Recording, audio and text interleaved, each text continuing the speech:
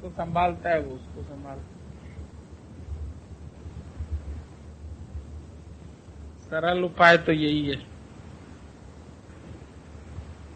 दो मिलके एक हो जाओ।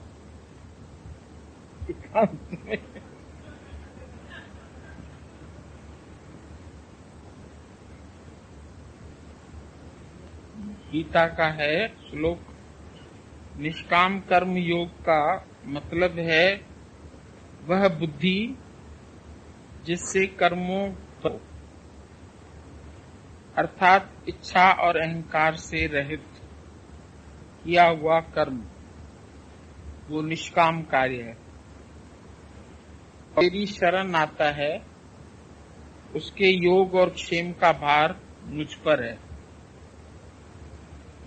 योग का अर्थ है अप्राप्त की प्राप्ति, अप्राप्त की प्राप्ति, और क्षेम का मतलब है प्राप्त वस्तु की रक्षा।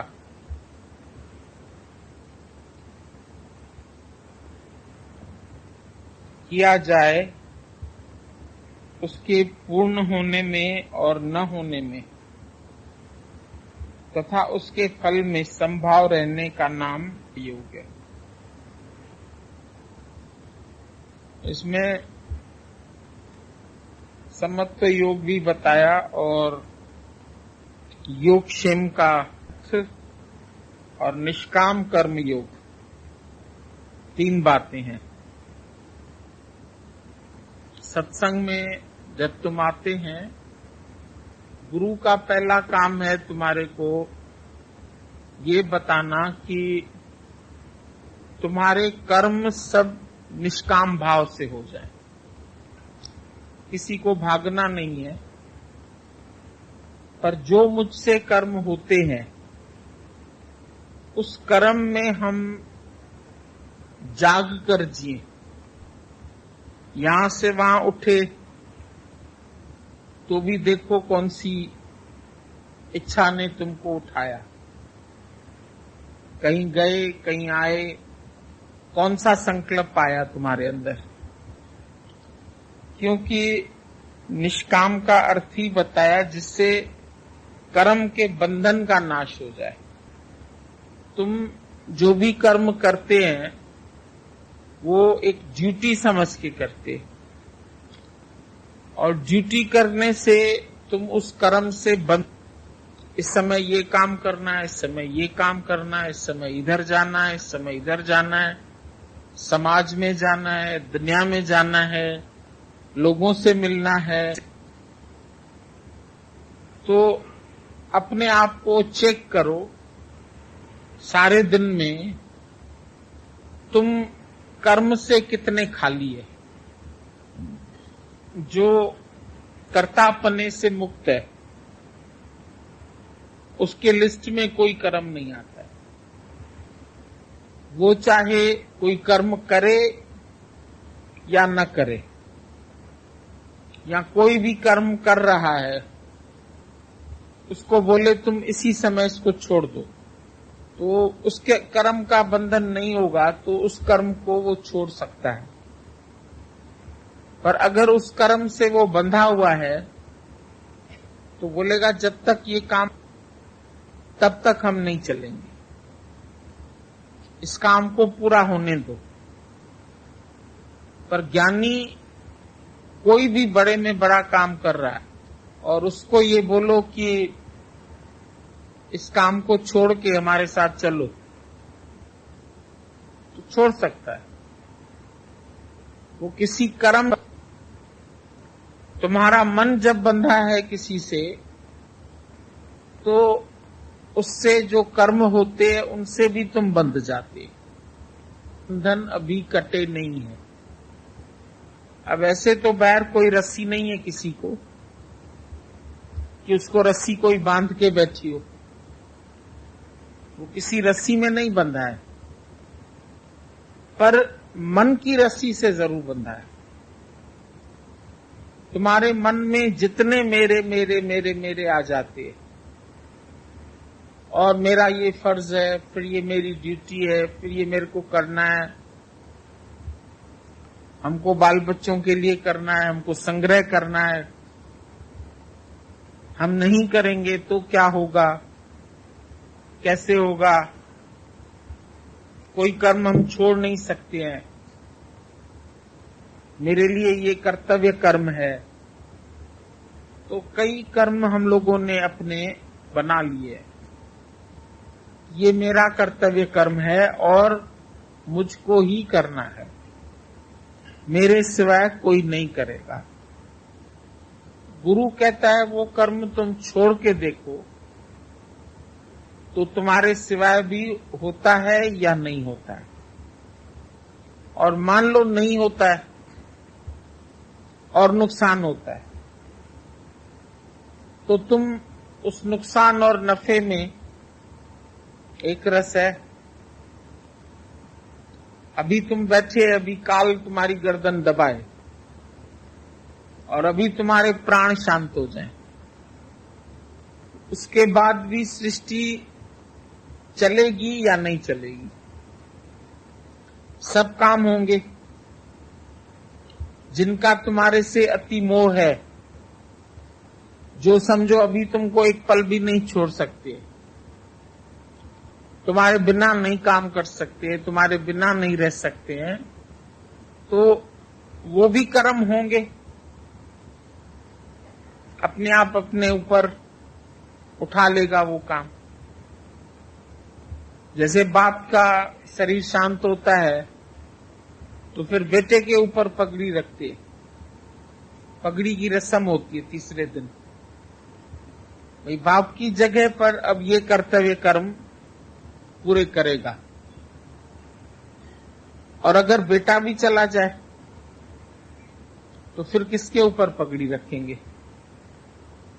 फिर चाचा ताऊ का कोई लड़का होगा तो उसके ऊपर रखेंगे, दूसरा तीसरा कोई होगा संभालने वाला, उस पे रखेंगे। रस्म तो होती है, पर क्या रस्म होने के बाद कोई वो कर्म निभाता है या करता है? या सबको अपनी अपनी पड़ी है, सब अपने में ही चले जाते हैं। एक रीत तो बनी हुई है, भाई अब ये काम इसका बेटा पूरा करेगा।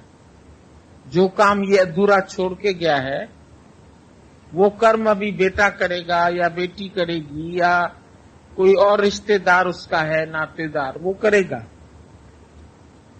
पर ज्ञानी अपने लिए अपने पीछे भी कोई काम छोड़ के नहीं जाता है। वो बहुत चतुर है, बहुत सियाना है, अपने सब काम पूरे कर चुका, जो करना था कर चुका, देह मानुष की धर चुका। अब कर वो जो करना न पड़े, जान वो जिसके बाद कुछ जानना न पड़े। जब जान लिया अपने स्वरूप को, अब मुझे उसके बाद कुछ जानने की जरूरत नहीं। और जो सबसे बड़ा कर्तव्य कर्म था वो मैंने पूरा कर लिया। अब उसके लिए मेरे पास और कोई कर्तव्य कर्म शेष नहीं है। जिस कारण से ये देह मिली वो काम मैंने पूरा कर लिया। जब हमको सतगुरु मिलता है तो वो सिर्फ यही कहता है कि तुम्हारा जो कर्म है, गुरु मिलने से सबसे पहले तुम उस कर्म को खत्म कर दो। तुम अपने अंदर में ये जान लो कि हमको भगवत प्राप्ति हो गई, मैं अंदर से शांत स्वरूप हुआ, मैं आनंद स्वरूप हुआ। जब ये निश्चय हो जाए, फिर कर्म में बरतता हुआ भी ज्ञानी हर्षित भी नहीं होता, शोकातुर भी नहीं होता। जो भी कर्म उसके सामने आते हैं, ग्रस्त छोड़ के भागता तो नहीं है, लेकिन जो भी कर्म उसके सामने आया वो उसके द्वारा हो रहा है। पर जो भी कर्म हो रहा है वो निष्काम भाव से हो रहा है। उसमें भी उसको कभी कर्ता का भाव नहीं आए। घर में किसी की सेवा है, किसी की टांग टूट गई है, किसी को बुखार है, किसको कोई तकलीफ है, किसको कोई बीमारी है, तुमको उसके लिए कोई कर्म करना पड़ता है। तो मैं करता हूं का भाव छोड़ के ये शरीर भगवान का है और वो शरीर भी भगवान का है, इस द्वारा उस शरीर की सेवा कराता है, मैं करने वाला नहीं। तो तुमको उसमें हर्ष भी नहीं होगा और शोक भी नहीं होगा, ये भी नहीं होगा कि तुम कर्म से भाग गए, और ये अहंकार भी नहीं होगा कि मैं कर रहा हूं, क्योंकि भगवान करा रहा है। इस शरीर के द्वारा ये एक हैंडल है, इससे ये कर्म भगवान करा रहा है। पर अंदर से कभी कभी हमारे अंदर मोह होता है और हम मोह की वजह से वो कर्म कर रहे हैं और उस कर्म को छोड़ नहीं पा रहे, तो वो कर्म तुम्हारा निष्काम नहीं हुआ, क्योंकि उसमें तुम्हारी ममता है, उसमें तुम्हारी आसक्ति है और तुम्हें उसमें डर भी है कि अगर मैं नहीं करूंगा तो दुनिया क्या कहेगी, या मैं नहीं इसकी सेवा करूंगा तो ये मर जाएगा, ऐसा काम नहीं होगा तो ऐसा हो जाएगा। तो ये जो अंदर में भाव आते हैं तरह तरह के, ये निष्कर्म सिद्धि नहीं है, इसमें सकाम का भाव आ गया। आज नर्स 10 पेशेंट देखती है, 10 को दवाई लिख के देती है, बोल के आती है, 10 मरीज हैं, उसका स्पंज करना है, उसको उनको दवा देनी है, डॉक्टर को उसका हिसाब किताब बताना है, कल कैसी तबीयत थी, आज कैसी तबीयत है। फिर भी वो कुछ उसको परेशानी नहीं होती है। पर अगर एक औरत अपने पति की खाली सेवा करती है, वो बीमार है, तो वो थक जाती है, क्योंकि वो समझती है ये मेरी जिम्मेदारी है। जिम्मेदारी समझ के जब कर्म करते हैं तो हम थक जाते हैं। पर एक नर्स की तरह केवल कार्य होना है, वो पेशेंट ठीक होके चला जाए या नहीं ठीक हो या मर जाए, नर्स को क्या होगा? कुछ नहीं। वो कहेगी भैया तुम्हारा पेशेंट मर गया, इसको उठा के ले जाओ। पर अगर तुम्हारा है कोई तो तुम तो दुखी हो जाएंगे। हम तो अस्पताल में लेके आए थे कि ये ठीक हो जाएगा, अब ये तुमने आस भी रखी उसमें, डॉक्टर भी अच्छा ढूंढा, पैसा भी खर्च किया और फिर भी वो मर गया, तो तुमको यहां शोक होगा।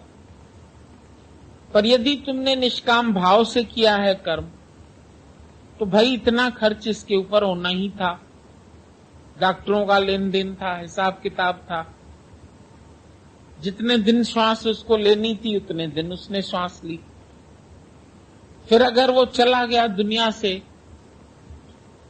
तो उसका हिसाब किताब पूरा हो गया। ये सब जितने भी है दुनिया में सब कर्म प्राणी है, और कर्म प्राणी अपने अपने हिसाब से जुड़े हुए हैं और एक दूसरे के लिए कर्म करते हैं। जो दुख या सुख उनसे मिलने वाले हैं वो मिलते ही है। अब दुख सुख तो प्रारब्ध के हिसाब से मिला, पर तुम उसमें दुखी हुआ या सुखी हुआ ये तुम्हारी भावना है। सुख मिला तो तुम हर्षित हुआ, दुख मिला तो तुम रोया, तो तुम ज्ञानी नहीं हुआ। पर अंदर से दुख भी नहीं हो रहा है, सुखी भी नहीं हो रहा है, शांत है। जो हुआ सो ईश्वर के हुक्म से हो गया। अज्ञानी हाय हाय करके दुखी होता है। अभी भी किसी का टेलीफोन आया, हमारे हस्बैंड को सब बेड पर देना पड़ता है, उसको रीढ़ की हड्डी में प्रॉब्लम हो गई है, तो मैं परेशान हूं बहुत। और फिर वो मेरे को डांटता भी रहता है साथ साथ।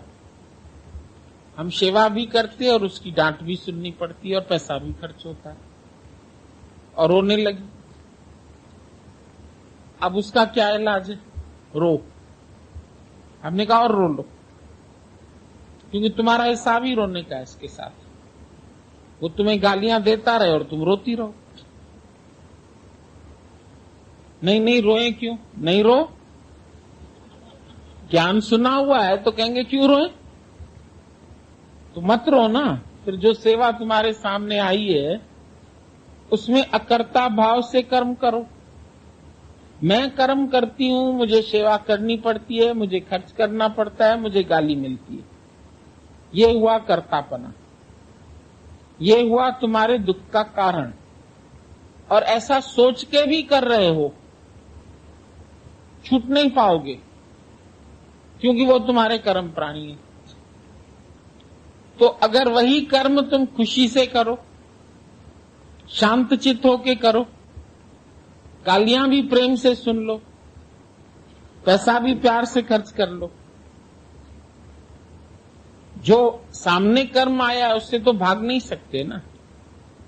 जब घर में रहते हो, खाते पीते हो, जब उसके सुख के साथी बने तो उसके ऊपर अगर कष्ट आया तो उस वक्त भागना क्यों चाहता है मन? भागेगा। क्यों करूं मैं सत्संग नहीं जा पाता हूं। सत्संग होता क्या है? सत्संग होता क्या है? ये सत्संग है? बस खाली हम लोग 2 घंटा सत्संग में बैठते।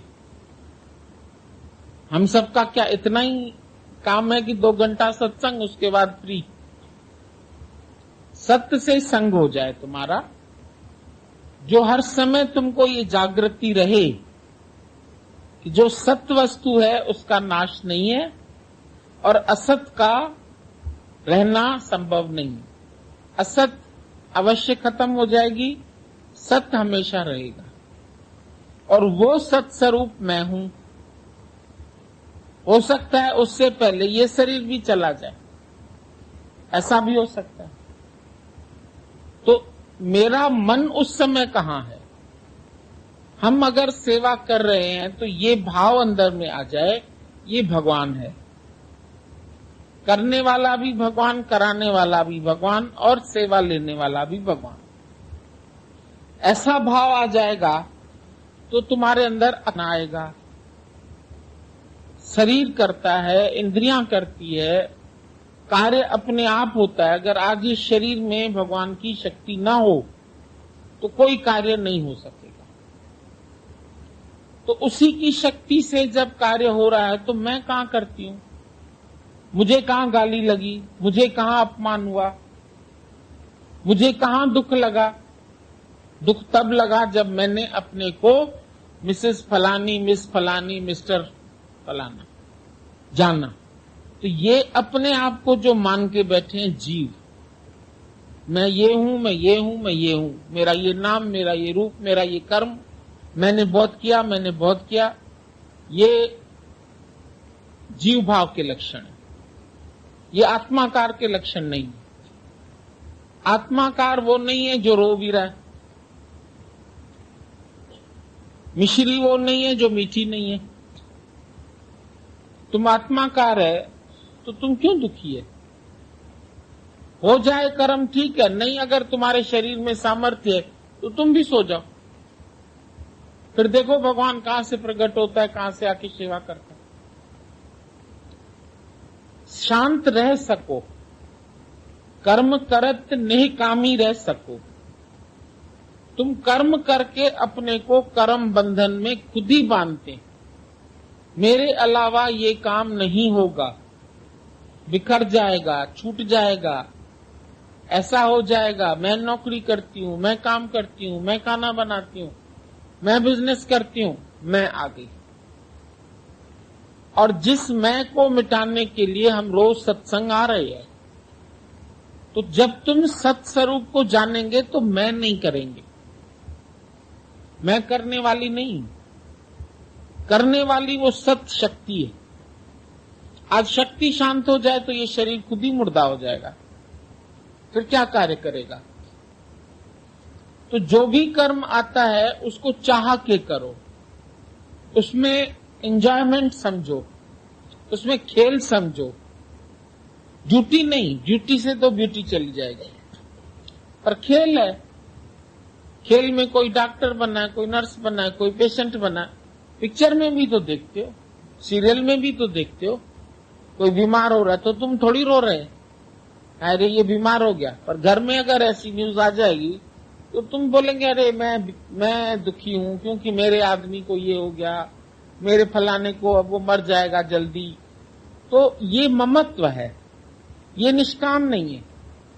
निष्काम जीवन बने, निष्काम भागने से नहीं। हम खाली निष्काम करने जा रहे हैं, मतलब खाली सत्संग सुनाने को लोगों ने निष्काम कार्य समझ लिया, और घर में अगर वही काम आया तो वो निष्काम नहीं। दूसरे किसी की सेवा करके आए तुम, वहां बड़ा नाम हो गया तुम्हारा, देखो इसने इतनी अच्छी सेवा की, दोपहर में भी आई, शाम को भी आई, सुबह भी आई, हमको हमदर्दी दी, हमको पैसे की मदद करी, हमको ये किया, हमको वो किया। अगले ने तुम्हारा गुणगान कर लिया, तुम बड़े खुश। देखो हम निष्काम कार्य करते हैं, लोग खुश होते हैं, अपने को भी खुशी आती। पर अगर वही भाव तुमने जहां रह रहे हो वहां भी रखा तो तुमको कौन सी दिक्कत है? वो तुम्हारी प्रशंसा नहीं करेंगे, वो जूते भी मार सकते। हो सकता है पिछले जन्म में तुम उसको जूते मार के आई हो जो भी वो मार रहा है तुम। तो प्रशंसा के लिए तुम कर्म करते, या तो इसी को निष्काम समझा। 4 जने तुम्हारी आरती उतारे, 4 जने तुम्हारे को माला पहनाए, 4 जने तुम्हारे लिए पलंग बना के रखे, भाई आज ये सत्संग करने आने वाले हैं गुरु महाराज जी, तुम्हारे लिए फूल मालाएं बना के रखे, जूता भी लगाए, तो निष्काम में जाओगे उसके पास? फिर उनको पसंद ही नहीं है ना गुरु जी, जूता लगाते हैं, फिर जाओ। प्यार मिलता है वहां जाते हो, जहां धिक्कार मिलता है वहां जाके दिखाओ। जहां गाली मिले, जहां अपमानित होना पड़े, उसमें दुखी क्यों होते? भजन में कितना आसानी से गाते हैं, मान और अपमान ही दोनों जिसके लिए समान है, वो सच्चा इंसान, अरे इस धरती का भगवान। तो मान और अपमान संसार से मिले या घर से भी मिले या अड़ोस पड़ोस से भी मिले, तो तुम सम है? तुम सम नहीं रहते। मेरे को किसी ने ऐसे कहा, वो अक्षर तुमको छप गए, तो जीव भाव में हो ना, तो उसको ऐसे नहीं कहना चाहिए। शब्द हवा में उड़ गए। तुम जब अपने को आत्मा जानते हैं तो तुम्हारे लिए कोई बेइंसाफी भी नहीं है। अरे यहां तो इंसाफ होता ही नहीं है, ये दुनिया तो बड़ी ऐसी बेदर्द है। ज्ञानी कहता है दुनिया बहुत अच्छी है, सुख सागर है। अज्ञानी कहता है दुख सागर है। दुख सागर इसलिए क्योंकि उसकी इच्छाएं पूरी नहीं हो रही है, इसीलिए दुख सागर है। अपने मन के विपरीत लोग तुम्हारे चलते, 10 बार अच्छे भी चले होंगे, पर एक बार विपरीत चलेंगे तो भी तुमको बुरा लगेगा। ये इतना अच्छा व्यक्ति आज मेरे से क्यों बुरा चल रहा है? 10 बार अच्छा चला वो याद कर लो। बुरा और अच्छा भी स्वार्थ की वजह से है ना। जब मेरा किसी ने स्वार्थ पूरा किया तो अच्छा है, नहीं किया तो नहीं अच्छा है। तुम मतलबी हो, तुम ब्रह्म नहीं हो। जिस समय तुम्हारा मतलब पूरा हुआ बहुत अच्छा, और नहीं मतलब पूरा हुआ तो बहुत बुरा। स्वार्थ से तुम दुनिया में चलते, परमार्थ को नहीं जानते। निष्काम में माना नो कर्म, कुछ नहीं, हाथों ने किया, इसने किया, इसने। मन तुम्हारा मरा नहीं, मन जीवित है, तो मन की एकाग्रता कहां से आएगी? मन भागेगा 10 जगह, मन दौड़ेगा, हर परिस्थिति से निराश होता है, हर परिस्थिति से दुखी होता है। कई बार लोग बोलते हैं हम यहां रह ले, हम बड़े खुश रहेंगे। हम भी रहा के देखते हैं, महीने भर में कहते हैं अब वापस चले जाएं, यहां मुश्किल है रहना। फलाने ने ये कहा, फलाने ने वो कहा, फलाने ने वो कहा। अरे भाई ससुराल में जाते तब भी मार खाते, यहां खा लो। ससुराल के बंधन से तो बच गए कम से कम। नहीं, हमको बड़ा डर लगता है, फलानी सत्संगी ने जोर से बोला, फलानी ने ऐसे किया। हिसाब किताब है वो भी तुम्हारा। नहीं, मैं तो बहुत सही चल रही थी, अकारण मुझ पर गुस्सा किया है। मतलब तुम कारण खोजते रहते हो। गुस्से में भी वही है, प्यार में भी वही है, अपमान में भी वही है, मान में भी वही है, सुख में भी वही है, दुख में भी वही है। निष्काम खाली कोई कर्म नहीं है, नो कर्मा, वो कर्म नहीं है। हाथ ने किया, मैंने थोड़ी किया, पैर ने चला, मैं थोड़ी चला। मोटर तुम्हारी चली तो तुम बोलेंगे क्या हम 10 मील चले? मोटर चली, गाड़ी चली, एरोप्लेन चला, मैं तो बैठा हूं उसमें आराम से।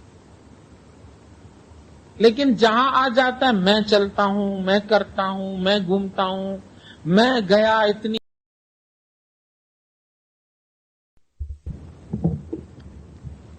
वो उसको संभालता है, वो उसको संभालता है। सरल उपाय तो यही है, दो मिलके एक हो जाओ। एकांत में।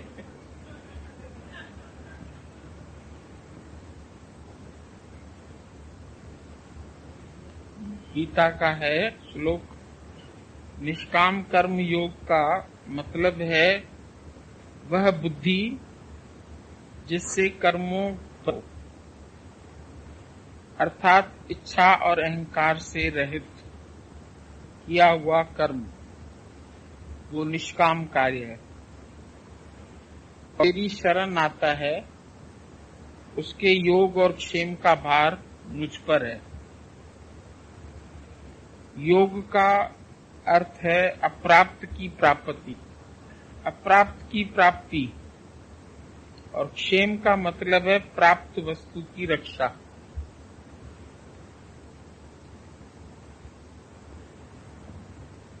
किया जाए उसके पूर्ण होने में और न होने में तथा उसके फल में संभाव रहने का नाम योग है। इसमें समत्व योग भी बताया और योगक्षेम का और निष्काम कर्म योग, 3 बातें हैं। सत्संग में जब तुम आते हैं, गुरु का पहला काम है तुम्हारे को ये बताना कि तुम्हारे कर्म सब निष्काम भाव से हो जाए। किसी को भागना नहीं है, पर जो मुझसे कर्म होते हैं उस कर्म में हम जाग कर जिए। यहां से वहां उठे तो भी देखो कौन सी इच्छा ने तुमको उठाया, कहीं गए कहीं आए, कौन सा संकल्प आया तुम्हारे अंदर। क्योंकि निष्काम का अर्थ ही बताया जिससे कर्म के बंधन का नाश हो जाए। तुम जो भी कर्म करते हैं वो एक ड्यूटी समझ के करते, और ड्यूटी करने से तुम उस कर्म से बंध, इस समय ये काम करना है, इस समय ये काम करना है, इस समय इधर जाना है, इस समय इधर जाना है, समाज में जाना है, दुनिया में जाना है, लोगों से मिलना है। तो अपने आप को चेक करो, सारे दिन में तुम कर्म से कितने खाली है, जो कर्तापने से मुक्त है, उसके लिस्ट में कोई कर्म नहीं आता है। वो चाहे कोई कर्म करे या न करे, या कोई भी कर्म कर रहा है उसको बोले तुम इसी समय इसको छोड़ दो, तो उसके कर्म का बंधन नहीं होगा, तो उस कर्म को वो छोड़ सकता है। पर अगर उस कर्म से वो बंधा हुआ है तो बोलेगा जब तक ये काम, तब तक हम नहीं चलेंगे, इस काम को पूरा होने दो। पर ज्ञानी कोई भी बड़े में बड़ा काम कर रहा है और उसको ये बोलो कि इस काम को छोड़ के हमारे साथ चलो, छोड़ सकता है।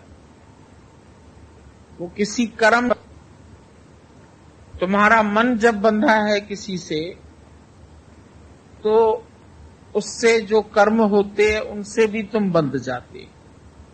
बंधन अभी कटे नहीं है। अब ऐसे तो बैर कोई रस्सी नहीं है किसी को कि उसको रस्सी कोई बांध के बैठी हो, वो किसी रस्सी में नहीं बंधा है,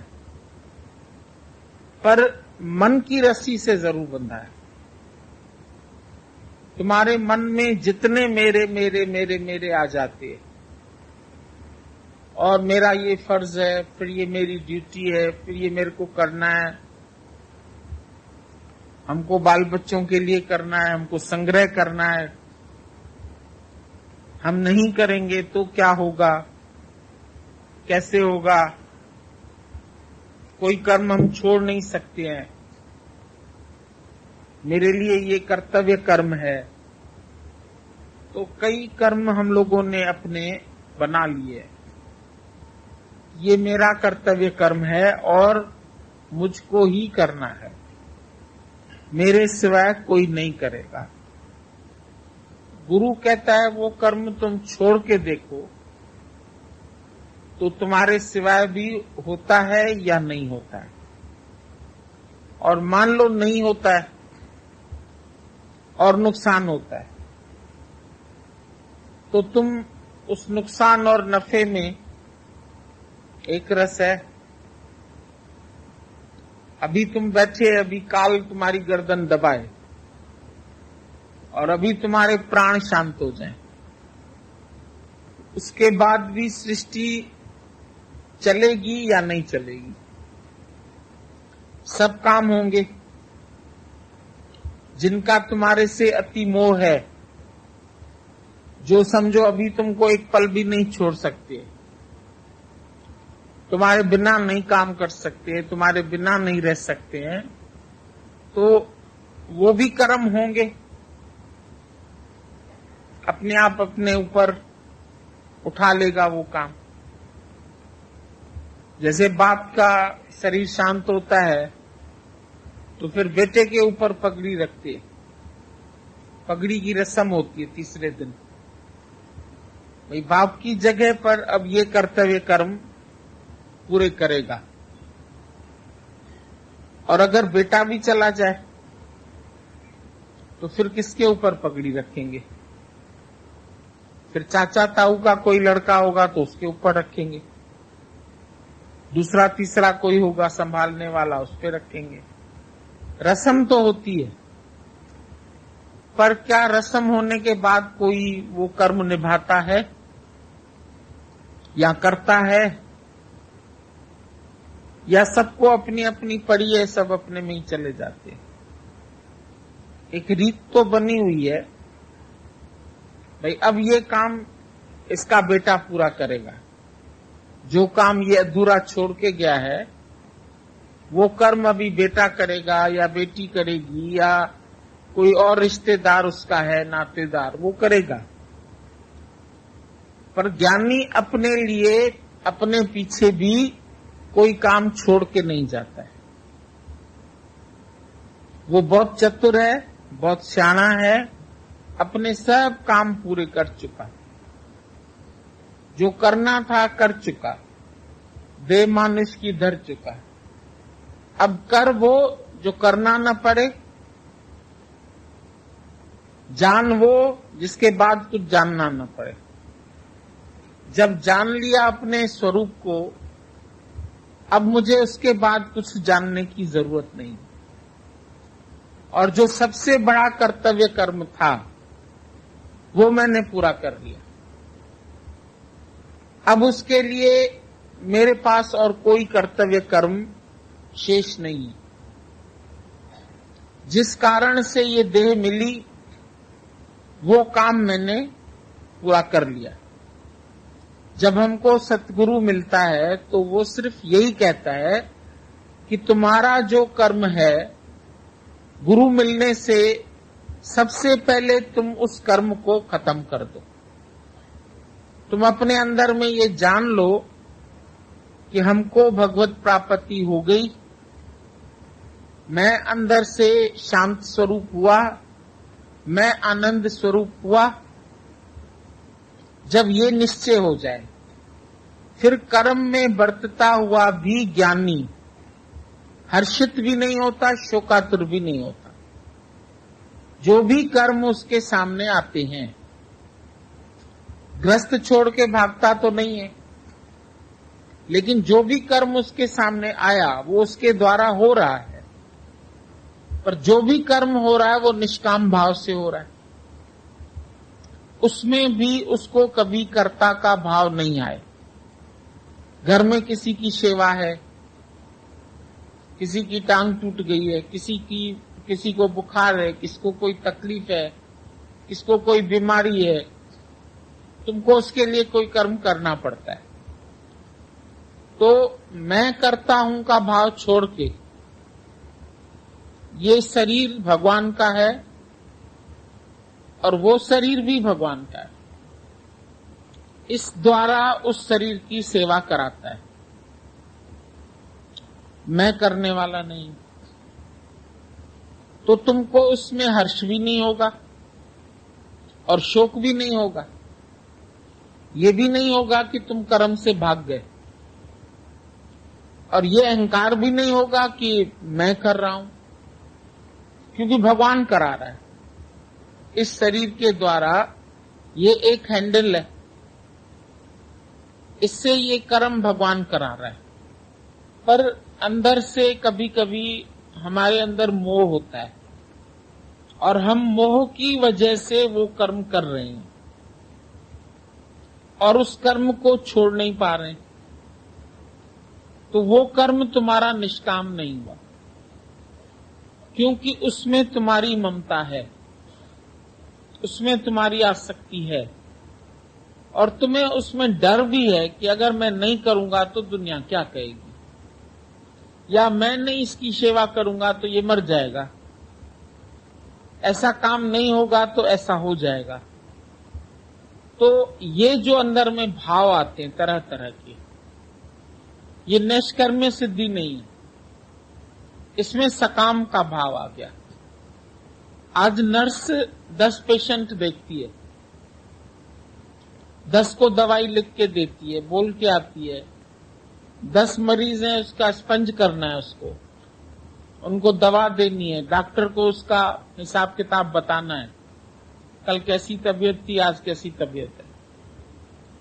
फिर भी वो कुछ उसको परेशानी नहीं होती है। पर अगर एक औरत अपने पति की खाली सेवा करती है, वो बीमार है, तो वो थक जाती है, क्योंकि वो समझती है ये मेरी जिम्मेदारी है। जिम्मेदारी समझ के जब कर्म करते हैं तो हम थक जाते हैं। पर एक नर्स की तरह केवल कार्य होना है, वो पेशेंट ठीक होके चला जाए या नहीं ठीक हो या मर जाए, नर्स को क्या होगा? कुछ नहीं। वो कहेगी भैया तुम्हारा पेशेंट मर गया, इसको उठा के ले जाओ। पर अगर तुम्हारा है कोई तो तुम तो दुखी हो जाएंगे। हम तो अस्पताल में लेके आए थे कि ये ठीक हो जाएगा, अब ये तुमने आस भी रखी उसमें, डॉक्टर भी अच्छा ढूंढा, पैसा भी खर्च किया, और फिर भी वो मर गया, तो तुमको यहां शोक होगा। पर यदि तुमने निष्काम भाव से किया है कर्म, तो भाई इतना खर्च इसके ऊपर होना ही था, डॉक्टरों का लेन देन था, हिसाब किताब था, जितने दिन श्वास उसको लेनी थी उतने दिन उसने श्वास ली, फिर अगर वो चला गया दुनिया से तो उसका हिसाब किताब पूरा हो गया। ये सब जितने भी है दुनिया में सब कर्म प्राणी है, और कर्म प्राणी अपने अपने हिसाब से जुड़े हुए हैं और एक दूसरे के लिए कर्म करते हैं। जो दुख या सुख उनसे मिलने वाले हैं वो मिलते ही है। अब दुख सुख तो प्रारब्ध के हिसाब से मिला, पर तुम उसमें दुखी हुआ या सुखी हुआ ये तुम्हारी भावना है। सुख मिला तो तुम हर्षित हुआ, दुख मिला तो तुम रोया। तो तुम ज्ञानी नहीं हुआ। पर अंदर से दुख भी नहीं हो रहा है, सुखी भी नहीं हो रहा है, शांत है। जो हुआ सो ईश्वर के हुक्म से हो गया। अज्ञानी हाय हाय करके दुखी होता है। अभी भी किसी का टेलीफोन आया, हमारे हस्बैंड को सब बेड पर देना पड़ता है, उसको रीढ़ की हड्डी में प्रॉब्लम हो गई है, तो मैं परेशान हूं बहुत। और फिर वो मेरे को डांटता भी रहता है साथ साथ। हम सेवा भी करते हैं और उसकी डांट भी सुननी पड़ती है और पैसा भी खर्च होता है। और रोने लगी। अब उसका क्या इलाज है? रो। हमने कहा और रो लो, क्योंकि तुम्हारा हिसाब ही रोने का है इसके साथ। वो तुम्हें गालियां देता रहे और तुम रोती रहो। नहीं नहीं रोए क्यों? नहीं रो, ज्ञान सुना हुआ है तो कहेंगे क्यों रोए? तो मत रो ना। फिर जो सेवा तुम्हारे सामने आई है उसमें अकर्ता भाव से कर्म करो। मैं कर्म करती हूं, मुझे सेवा करनी पड़ती है, मुझे खर्च करना पड़ता है, मुझे गाली मिलती है, ये हुआ कर्तापना, ये हुआ तुम्हारे दुख का कारण। और ऐसा सोच के भी कर रहे हो, छूट नहीं पाओगे, क्योंकि वो तुम्हारे कर्म प्राणी है। तो अगर वही कर्म तुम खुशी से करो, शांत चित्त होके करो, गालियां भी प्रेम से सुन लो, पैसा भी प्यार से खर्च कर लो, जो सामने कर्म आया उससे तो भाग नहीं सकते ना। जब घर में रहते हो, खाते पीते हो, जब उसके सुख के साथी बने, तो उसके ऊपर अगर कष्ट आया तो उस वक्त भागना क्यों चाहता है मन? भागेगा। क्यों करूं मैं सत्संग नहीं जा पाता हूं। सत्संग होता क्या है? सत्संग होता क्या है? ये सत्संग है? बस खाली हम लोग 2 घंटा सत्संग में बैठते हैं। हम सबका क्या इतना ही काम है कि 2 घंटा सत्संग, उसके बाद फ्री। सत्य से संग हो जाए तुम्हारा, जो हर समय तुमको ये जागृति रहे कि जो सत्य वस्तु है उसका नाश नहीं है और असत का रहना संभव नहीं। असत अवश्य खत्म हो जाएगी, सत्य हमेशा रहेगा। और वो सत्य स्वरूप मैं हूं। हो सकता है उससे पहले ये शरीर भी चला जाए, ऐसा भी हो सकता है।